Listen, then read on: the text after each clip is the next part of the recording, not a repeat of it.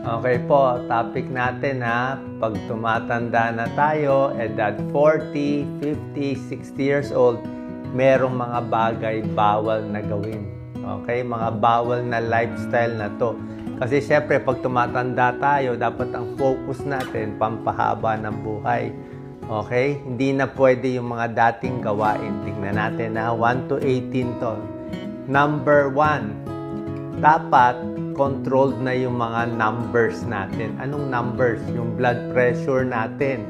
Hindi na pwede hayaang mataas yan. Pag 40 and above ka na. Yung blood sugar, yan dalawa pinakamahalaga. Blood pressure, dapat mas mababa sa 140/90.